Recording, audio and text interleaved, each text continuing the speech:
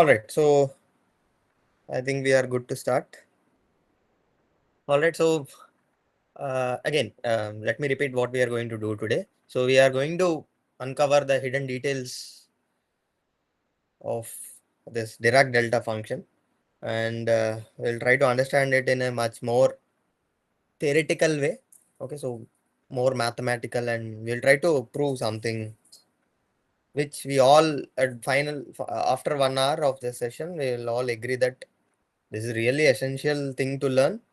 And I will also try to give you some mathematical sense. Okay, so that we will try to accept this function as it is and we'll move on. Okay. Okay, So sir. yeah. So let's start with one simple thing.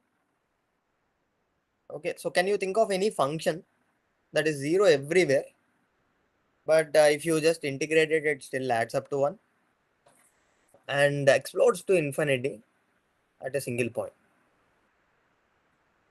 right? So it's kind of very weird, right? Like how can, so some, if I have to plot this, whatever I have written. Okay, so it is everywhere zero. Everywhere zero is like it's zero throughout any real number. But at one point it is going to infinite. Right? So something like this. And it's not stopping, it's going to infinite. But if I see area under this particular function, something like if I say this is x of t, some x of t function. If I integrate this function, x of t dt, it is giving up 1. Right? So very hard to believe, I agree. But let me introduce you to this magician of mathematical analysis. Okay. So this is kind of magically defined function, which is called Dirac delta. Okay. So let's talk about quickly. I will just go through this everything quickly. Let me just talk about its background. So this Dirac delta function was first introduced by Paul Dirac. So that is why it is named as Dirac delta. And he introduced this particular function in his book Principles of Quantum Mechanics in the year of 1920s. And why he brought this particular function into our real world is to he needed a tool, right? So we all needed this tool to describe some instantaneous impacts like point charges, point masses. So nothing happens throughout the interval except at one point, right? So something like that. We needed something to measure or to indicate, right? So as we all know, traditional functions cannot do this. So that is why we bought this new function, which is what the Dirac delta is function. Okay, so how do we define this, right? So we have to define this, right? And this is the informal way of defining it. Delta of t is the denotion and it is 0. When t not equals to 0, it is 0. When t is equals to 0, it shoots up to infinity. Okay, so it's like that. So it's like that, and along with that, this is very much required condition, which is if I integrate it, it should add up to 1. It should give me the 1. So the area under the curve should be equals to 1. So if you plot the graph also, it will be like this, and here it is not the value. If it is put it in the open brackets, it denotes that the area under that particular function is 1. It's not the value. It's not this value. So this is not 1 doesn't represent the height of this particular arrow. It represents that the area under this particular red arrow and this whole function is 1. Okay, and this is the informal way, and if you look at it, it will obviously bend our minds, right? So something like this, right? So infinity at a point, but area is 1. That is so weird to understand. But let me give you some ideas. We'll bring in math into this. So something like we bring in limits. Okay, so We'll try to understand this particular Dirac delta using this well-defined functions. Okay, so you see the left side and the right side, I gave you two different functions, which when limited, it will follow this Dirac delta. Okay, so on the left hand side, if you see, it's just a rect, right? So rectangular function, and the width of this rectangular function is epsilon, right? So minus epsilon by 2 to epsilon by 2, it is epsilon. And the height of this rectangle is 1 by epsilon. It's not 1, it's 1 by epsilon. So that the whole area, so this area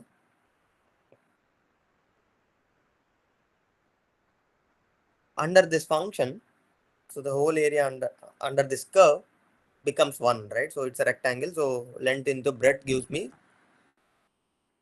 the area, right? So similarly here also, if you see, this is, most of you would know this, which is Gaussian, right? So how many of you know this?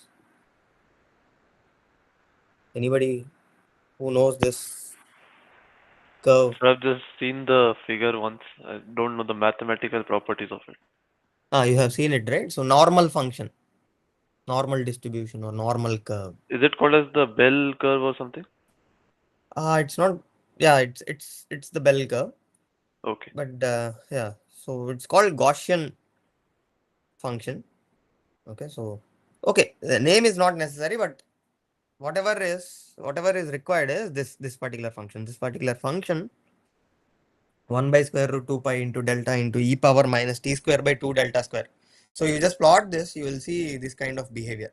And if you change delta, Yes, this sir. This curve graph will, is plot between the two charges in the physics. It's called the Gaussian curve. ha, that is what. So if you decrease delta, sorry, if you increase delta,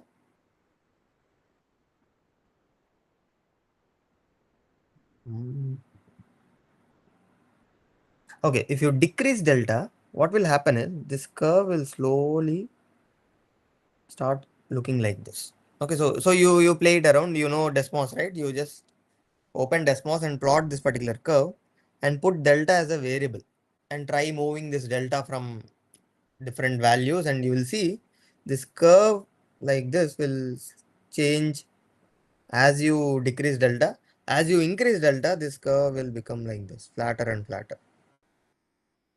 Okay, and even here also epsilon, you change epsilon.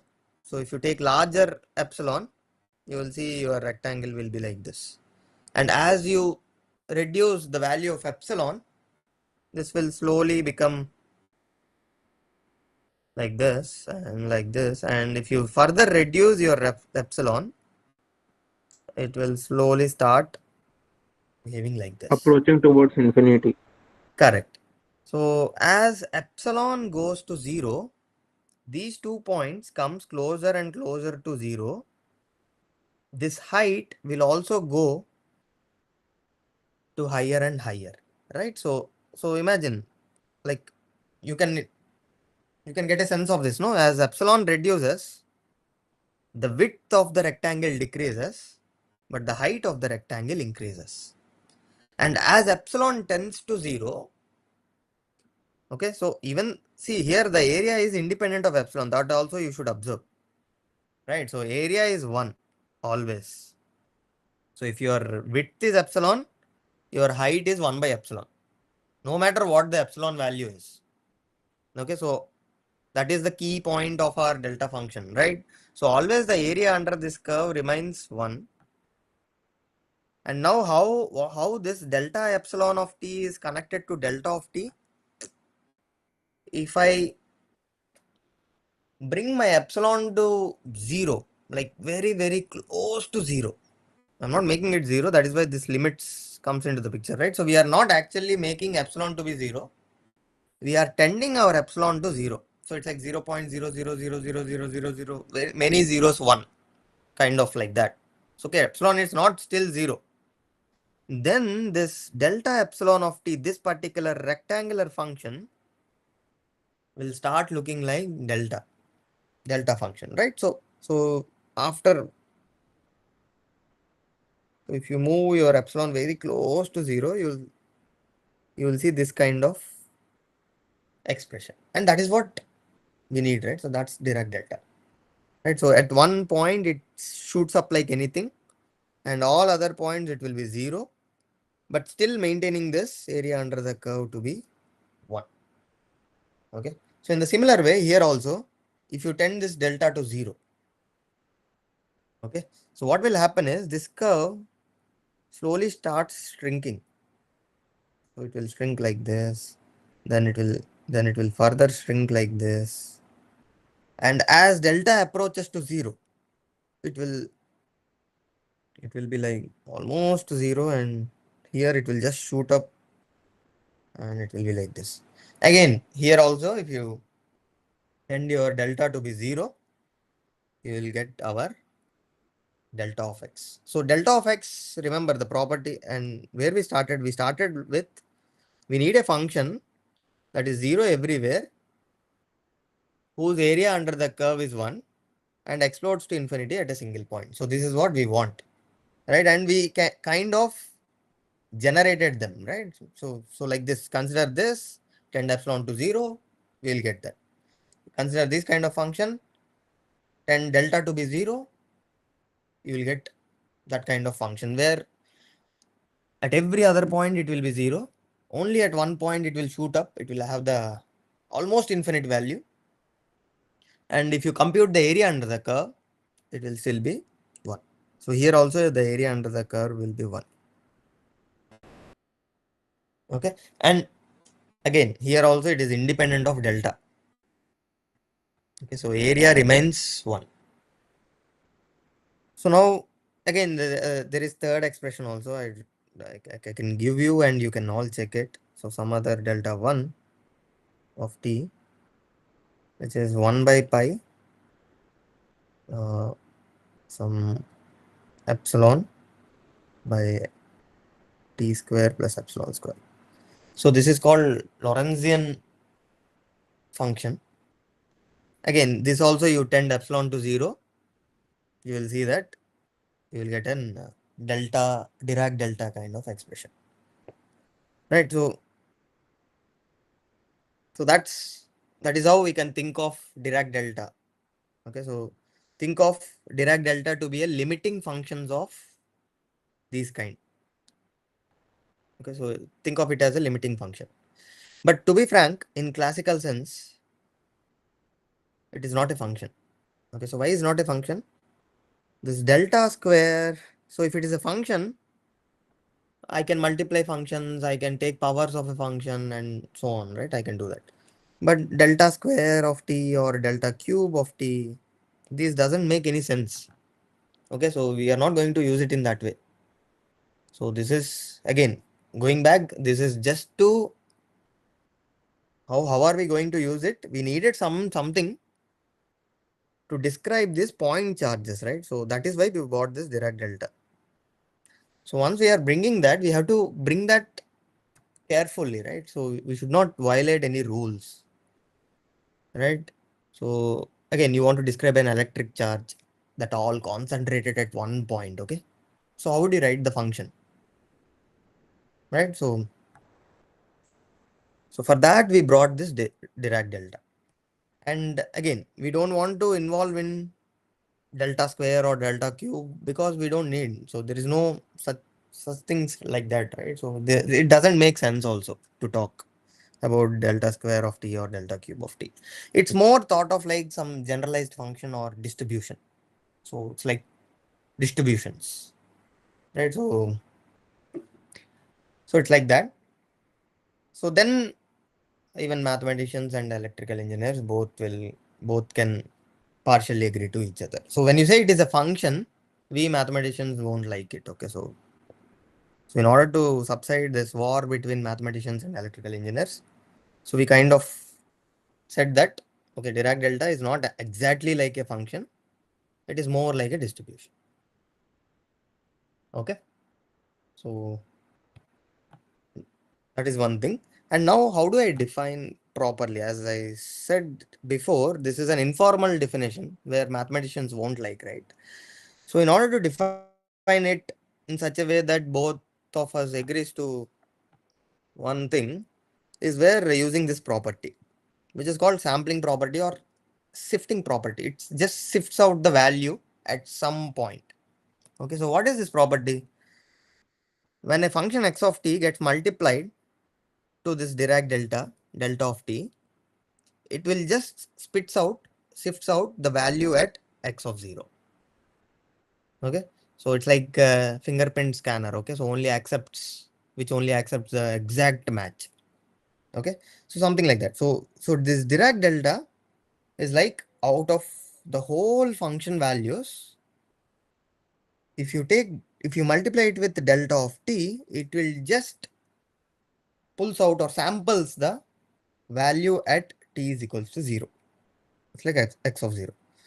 But when I multiply it with some shifted version of Dirac delta, right? So delta t minus t naught is like now our complete concentration is at t naught value, right? So delta of t concentration is at t is equals to 0.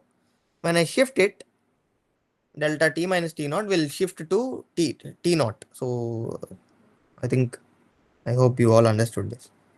So the concentration now, this upward arrow will move to t is equals to t naught. So this is t naught point. Okay, so this is delta t minus t naught. So now when I multiply this to a function, it will just samples out the function value at x of t naught. But again, if I give these expressions to a mathematician, he will just scold us like anything. Okay, so these are not the correct way or correct mathematical way to define. Right, so the correct mathematical way is this. So we define our Dirac delta function to be like this.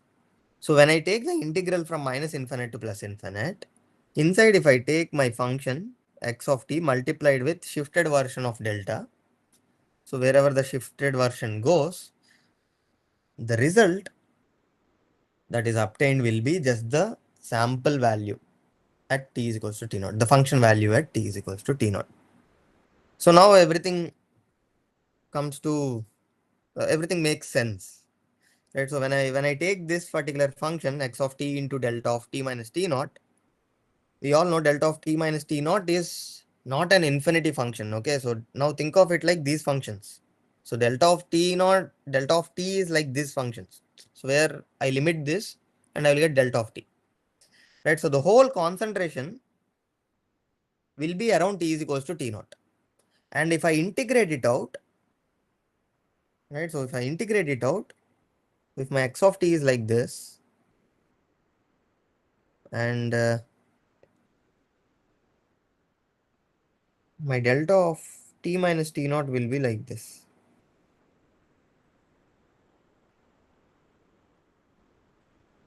Right, so some small width with an infinite height, almost infinite height, but the area will still remain be 1. So that you have to always be careful. So when I'm careful about that, then this integral will just become, I don't have to integrate from minus infinite to plus infinite, because from minus infinite to plus infinite, this blue will be anyway 0. So it won't, so this function will anyway be 0, and 0 times x of t will be 0. It doesn't give us anything. I just have to integrate from some minus t naught minus epsilon by 2 to some, sorry, t naught minus epsilon by 2 to t naught plus epsilon by 2. Some small interval left of t naught and right of t naught, right? And inside I will have x of t, delta of t minus t naught dt. That's not it. Again, here also we have to tend our epsilon to 0. Right, so as we know, this delta is 0 everywhere except at t is equals to t naught. So that also is there, right? So unless this epsilon goes to 0, we won't get this. So if it is going to 0, what will happen is all will become 0 except at t is equals to t naught. So at t is equals to t naught, the weight of delta of t minus t naught is 1, and the weight of this function x of t will be x of t naught. So x of t naught multiplies with 1 will give us x of t naught. Okay, so this is mathematically also makes sense. And also this is what this Dirac delta function is used for. Okay, so now you can define actual definition of Dirac delta. Okay, before going to that, any doubts so far? No, sir. Okay, so is it understandable or am I going too fast or too slow? No, Is sir. the It's pace Understandable, okay? sir. Yes, sir. Okay, right. So if you have any doubts, you can raise your hand or unmute yourself. Now, is this Dirac delta making sense now? Yes, sir. We call this shifting property, and we can actually create a function where at one point it shoots up to infinite, still maintaining this area under the curve to be 1. Right? So this makes a little bit of sense. Now comes the actual definition. So any function phi of t is called as Dirac delta function if I have any continuous function f of t such that when I integrate from minus infinite to infinite, f of t phi t dt gives me f of 0. So which is nothing but our sampling property. So this way, we using this, we defined our Dirac delta. Right, so this phi of t, we have just saw, this can be delta of t, right? And this phi of t can also be this limit epsilon going to 0, delta epsilon of t. So that also is a Dirac delta. And the other one also, which is Gaussian. But another interesting thing is this phi of t can also be du of t by dt, where u of t is unit step function.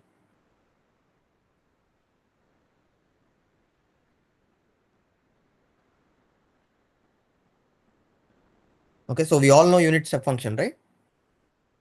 So this phi of t can also be du by dt. And we can actually prove this, right? So when can phi of t be d of ut by dt? If I can show that minus infinite to plus infinite, if f of t du of t by dt of dt gives me f of 0. So if this happens, then du of dt, du of t by dt is nothing but is a Dirac delta function.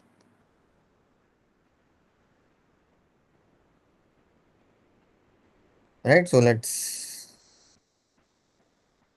I hope all of you like proofing, right? So is there anyone who doesn't like proofs, only require results?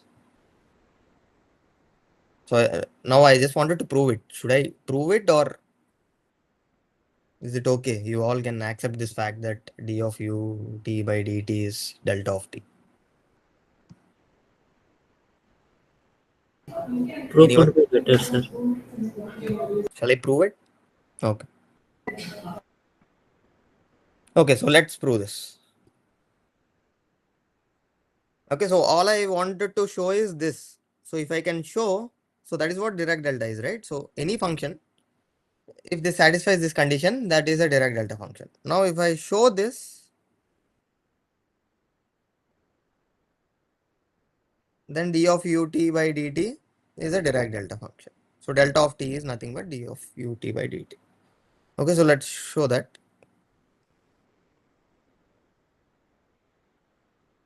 Okay, so I have minus infinite to plus infinite f of t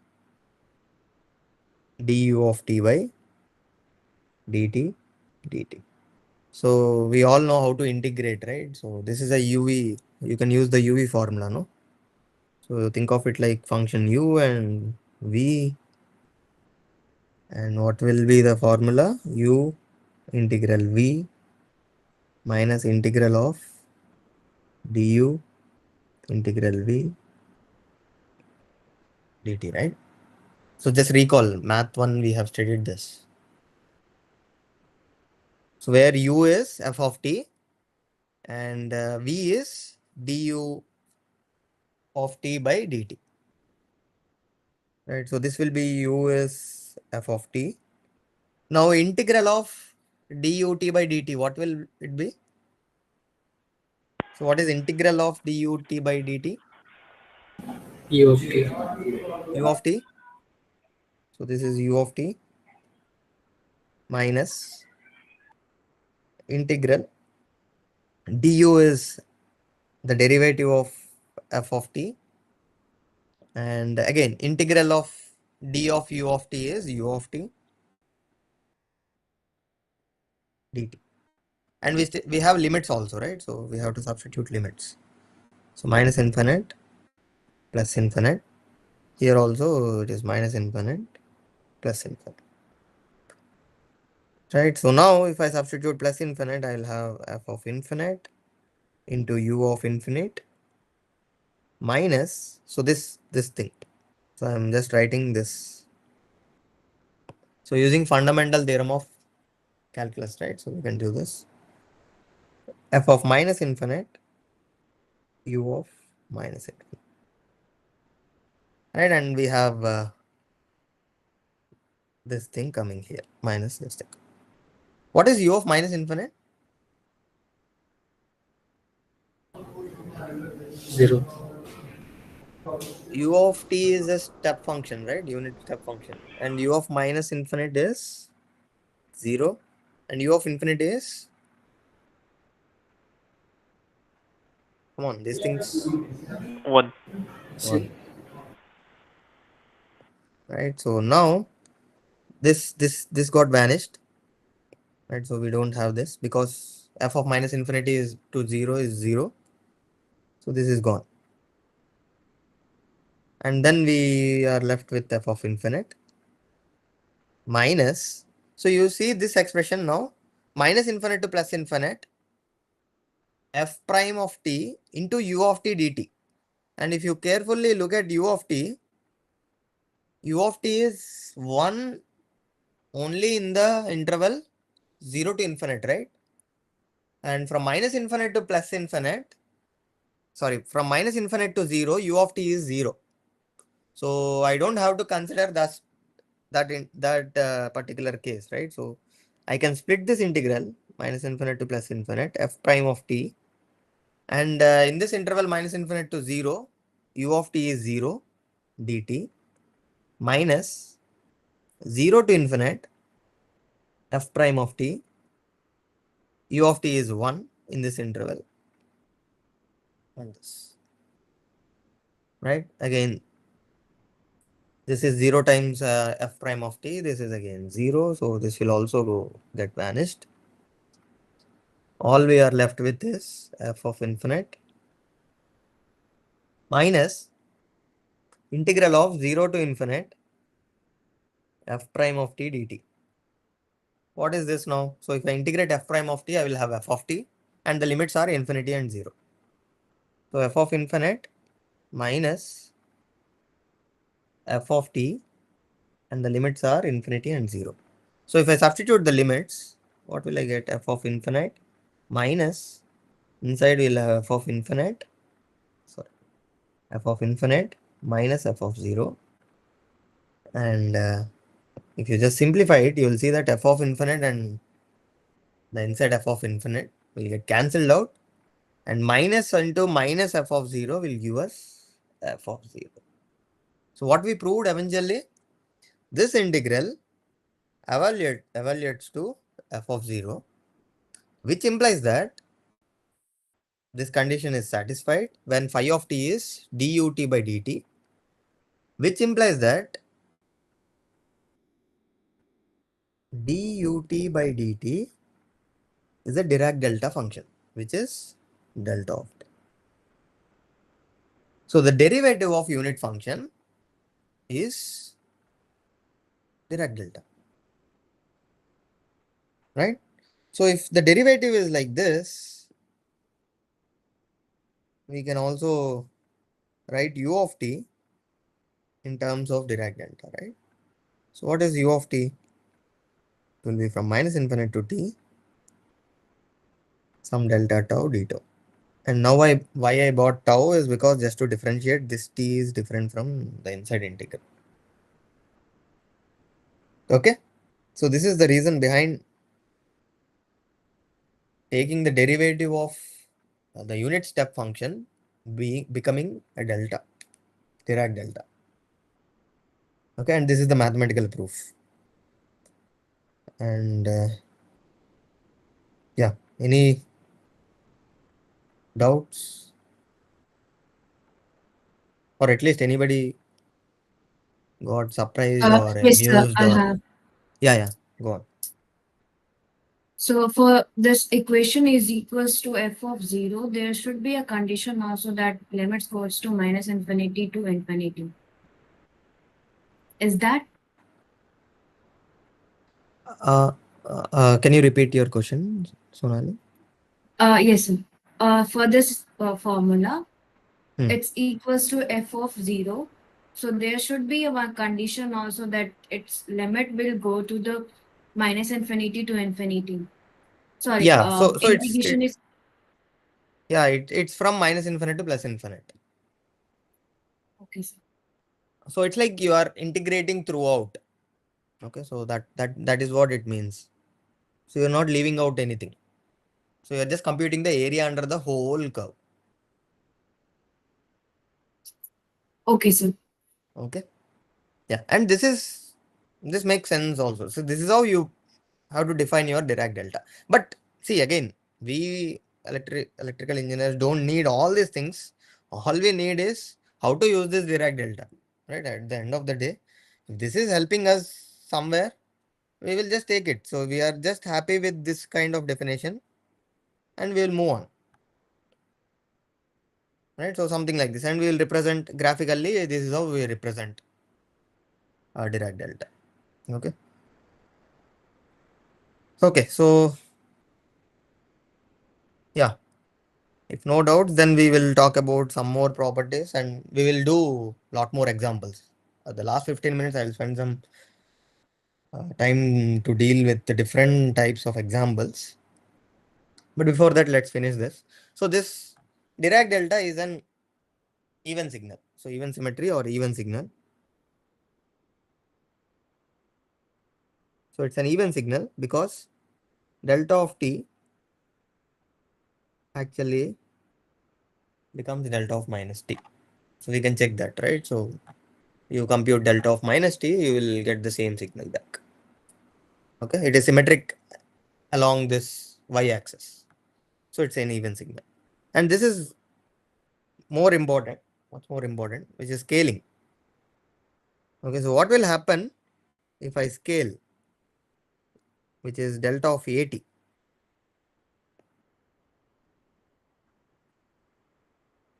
That's the question, right? And the answer to this is, it will be,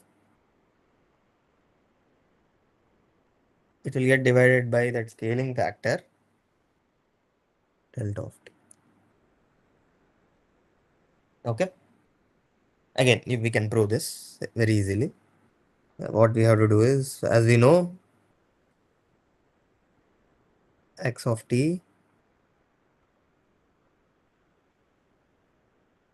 what will happen to this,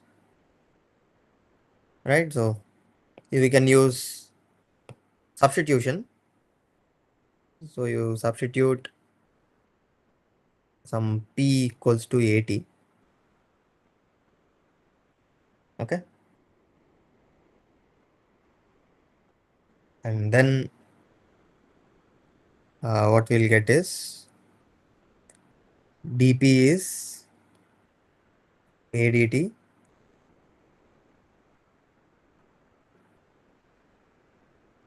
right? And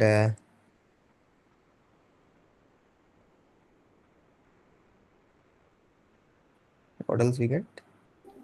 dt equals dp by a. Dt equals to dp by a. And if you substitute them, we'll get kind something like this. So minus infinite to plus infinite x of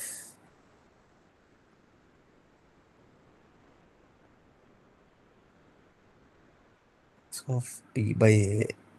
Okay, let's say x of p by a for now. And this will become delta of t, and dt becomes, sorry, delta of Delta p, p. yeah, delta p, and dt becomes dp by a, right? So now if you just pull that out, you will have 1 by a minus infinite to plus infinite x of p by a,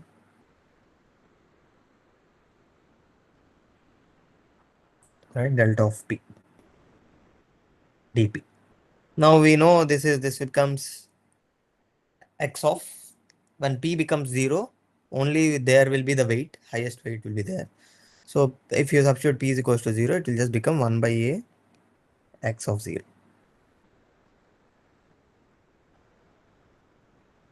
Alright. So here we just have to be a little bit careful about the absolute value and all. So if you have negative, it doesn't make any difference, right? Because we just saw above property states that delta is a even signal. So it should not get affected by the negative value. So what we do is we simply take the absolute value and it will just give us the absolute. Okay, if you don't take absolute value, it will be different. Or if you don't take absolute value, eventually you are not considering the condition that your delta of t is an even signal. Okay, so this will become this, and we know x of 0 is simply delta this particular expression, right? So this is, again, if I write back, this will be mod a into minus infinite to plus infinite x of t into delta of t dt. Right? So in shorter senses, we write this. So we kind of now stick to these kind of expressions rather than every time writing these integrals uh, everywhere. Right? So we can stick to this kind of notations. So delta AT is 1 by absolute value of A into delta of T.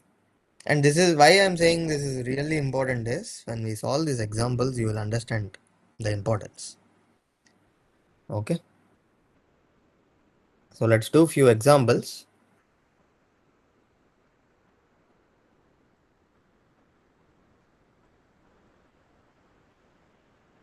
So if I integrate from minus infinite to infinite, x square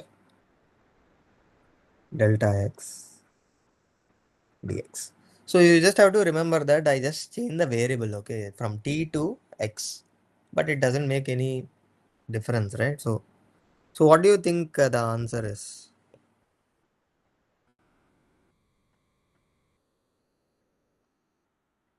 So what is f of x first? So this is f of x, right? X square is your f of x. So f of x into delta x, which integrated from minus infinite to It plus will be infinite 0 will be, only. so if this is f of x, this will give me f of 0, which is 0 square, which is 0. Alright, nice.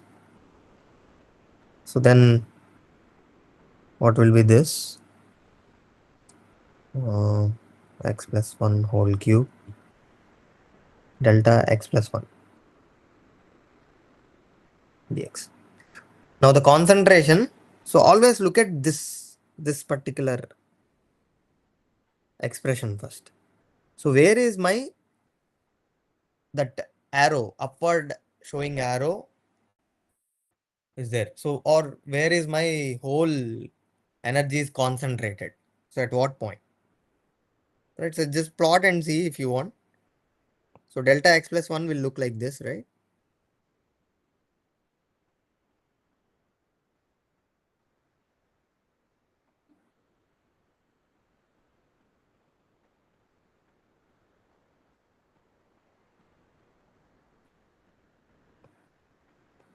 Am I correct? At -1. So it is just like delaying. The signal will delay or it will advance, right? Sorry, it will advance by 1 unit. Therefore, this will be delta x plus 1. Now the energy is completely concentrated at x is equals to -1, right? So at this point, it is concentrated. So now it will just spit out that, no, that is what shifting property says, right? So wherever the energy is concentrated, we will be sampling at that point. So it will just simply become f of -1. What is f of x here? This is f of x. Again, this will be -1 plus 1 whole cube, which gives us 0. Okay, so now you guys do this. So minus infinite to plus infinite. X plus 2 whole cube into delta x minus 1 dx. 27. So how did we do that? So first see what is f of x is, and also see this particular delta x minus 1. So now the energy is concentrated at 1,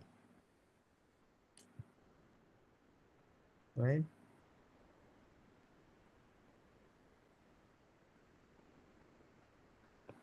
So at 1 we will have this upward arrow, and at every other place it will just be 0. Okay, so this is delta x minus 1 x. Now the whole function f of x is sampled at x is equals to 1. So only that value will be remaining, everything just becomes 0.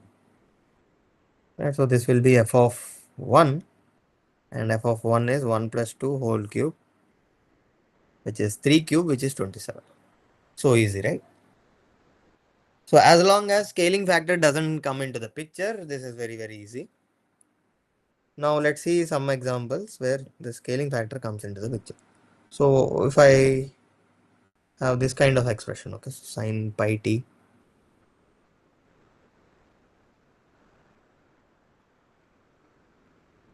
delta 2t dt.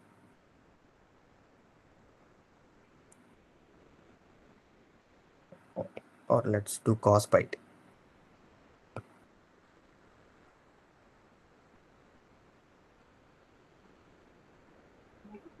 Half.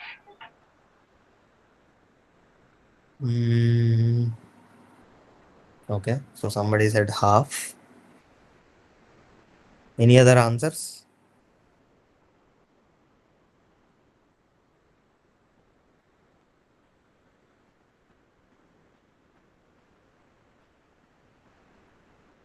How many of you think this is 1?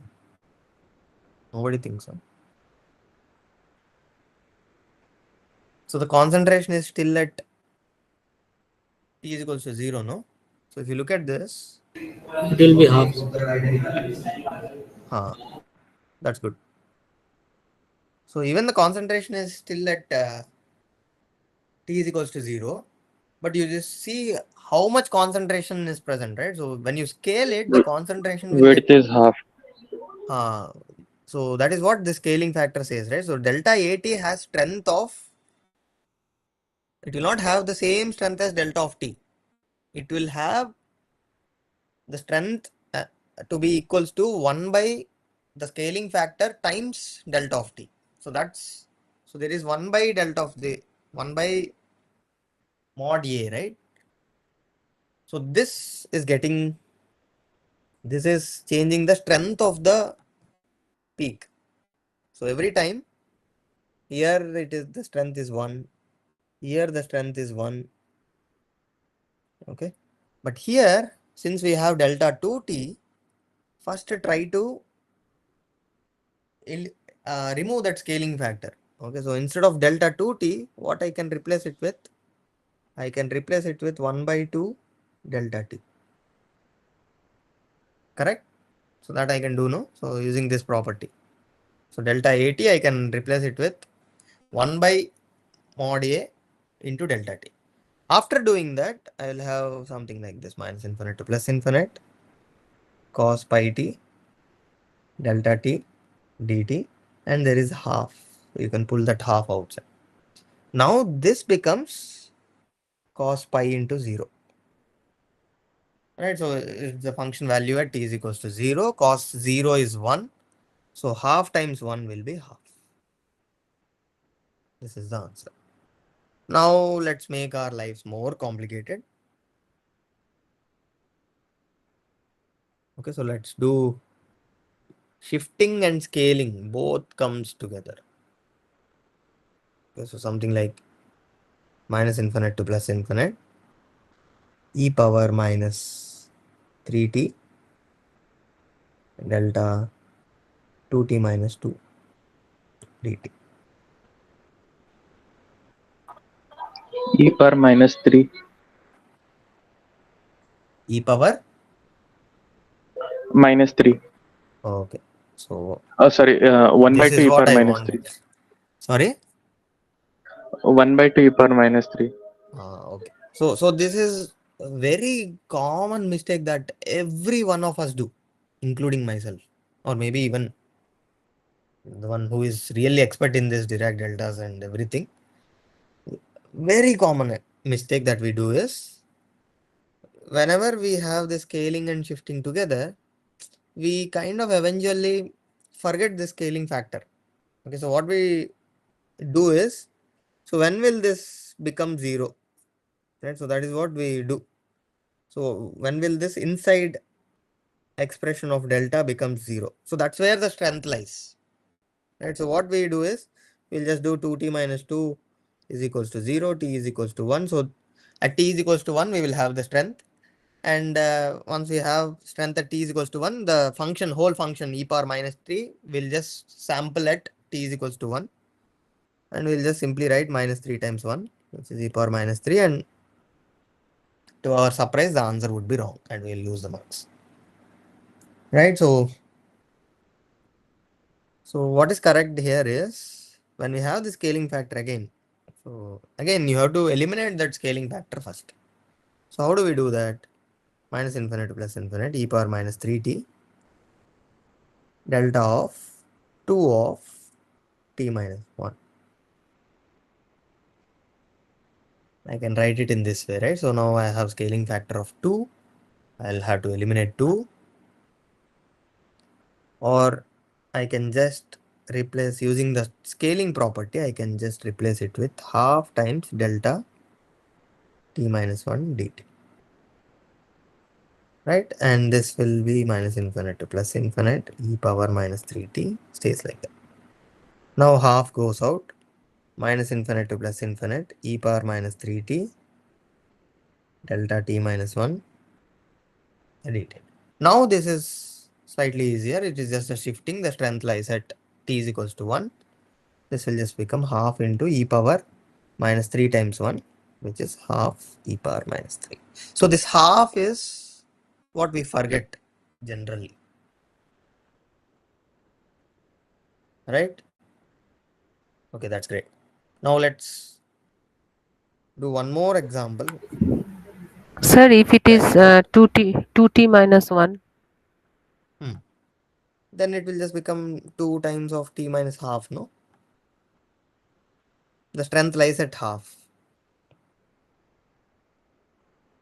So if it is, sorry, delta 2t minus 1, then if you pull 2 out, this will become 2t minus half, no? And then Yes, sir. then this will become half into delta t minus half. Now the strength is Okay. at t is equal to half. Let's do a small example. That's good. Good. Let's practice that also. So let's say we have integral, let's say minus 2 to, I'm not taking minus infinite to plus infinite, usually minus 2 to 2, some e power minus t into t minus 2 whole square into delta 1 minus 2t dt. Okay, so now I brought this negative also into the picture. Right? Again, here also what we do is, the mistake that we do is, we just focus on this and think that if I substitute t is equals to half, the inside integral will become 0. So the strength lies at t is equals to half. All I have to do is substitute half in this function. Right? But is that correct? We have to divide by 2. We should divide by 2. right. So firstly, what we can do is, if we are confused too much, then what we can do is, we can write this as, if I pull out 2, this will just become minus t plus half. Right? Or you pull out minus 2. So delta of, the scaling factor is minus 2, t minus half. Right? So now the scaling factor is minus 2. Now I know how to write this. Using that scaling property, I will write 1 by absolute value of minus 2 into delta of t minus half. Right? So now what will this become? This will just become half goes out. Minus 2 to 2 e power minus t minus 2 whole square into delta of t minus half dt. Now this is very simple, right? So we have strength at t is equals to half. All we have to do is, in this function, you substitute t is equals to half. Right? So half, don't forget this outside half into, and why I gave this, why I didn't give minus infinite to plus infinite and gave minus 2 to 2. There is again, I'll tell you in the next example. But let's say we'll do this first. So half into, this will just become e power minus half into half minus 2 whole square. And you simplify this, that will be your answer. Okay. So why I gave limits is, so sometimes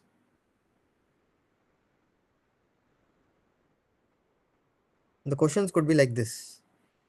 Right. So minus 2 to 2, some x plus 3 whole cube, maybe delta x minus 4 dx. Okay. So you should look at 0. the limits. So the limits are from minus 2 to 2, but our delta function has strength at x is equals to 4. So if you plot this,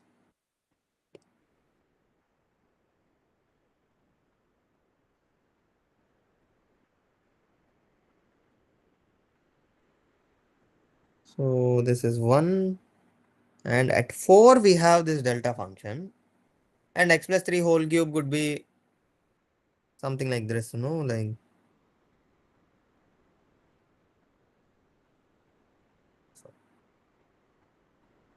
it will be like this. So it cuts at x-axis at minus 3, right? So it goes like this. And always observe in which interval are we integrating. So the area under the curve we are computing. Integral is essentially area under the curve, right? But in which interval? So we are interested in minus 2 to plus 2. So only in this interval. And in this interval, we know that delta function is,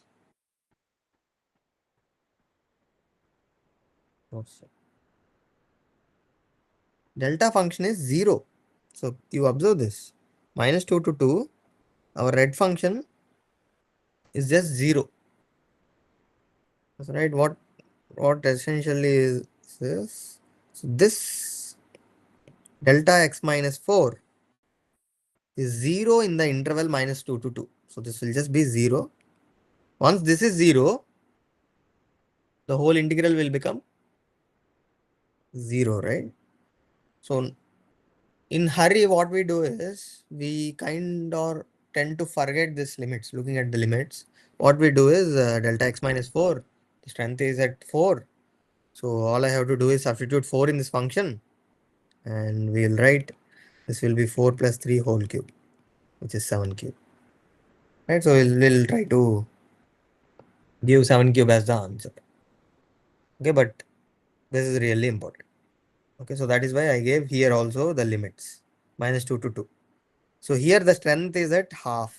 Okay, and half is in between minus 2 to 2 in this interval only. So therefore the answer will be this. Okay, if it goes outside the integral limits, the strength this Dirac delta strength goes outside the limits, then it will become 0. Okay, so practice these kind of problems with respect to Dirac delta, and I hope I have given some sense on this Dirac delta mathematically too. So if you define this in this way, then even mathematicians like it. But if you just go by this way, we won't like. Okay, so any doubts here? And this is really, really important concept or the tool. So this you will encounter all the LTI systems. Okay, so which will come in the next couple of weeks. Okay, so you will see why this Dirac delta is that important. So this is an impulse, right? So it is kind of like impulse. It will just come at one point, and when this goes into the system, an output comes which is called impulse response. Okay, so the response to the impulse is called impulse response, and we completely characterize or analyze the whole system, LTI system, based on just the impulse response. Okay, which is quite surprising, I agree, but we'll learn these things in future. And also, when we go further weeks, like 8 or 9, I'm not sure, but we introduce Fourier transforms, right? And we will see that the Fourier transform of a DC signal, okay, of value 1 is this Dirac delta, and vice versa. So if you take the Fourier transform of Dirac delta of t, you will see that the Fourier transform will be 1 DC value. Okay, and there are many usages of this in real world also. In physics, it is used as a point charge. Okay, so it will have only charge at certain value, there it appears, and instantaneous forces. Even in probabilities, we use this Dirac delta, which we call degenerate distributions.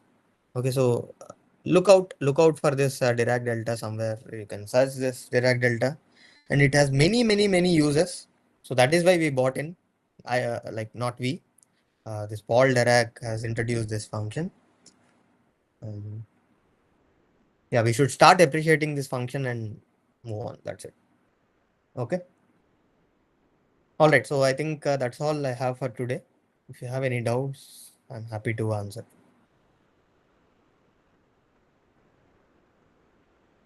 Any doubts? Okay, silence. I will just take it as no doubts, and maybe I'll end this session. All right then. Thanks all for joining, and have a great day. And we'll meet next week. Okay, so this Saturday we will do week 3-4 problem solving session. We'll solve more problems related to your practice graded assignment, and also those problems will help you to practice for your quiz, which is on July 13, I guess. All right. Okay, Okay, sir. guys. Then, yeah. Thank you, sir. Thanks all.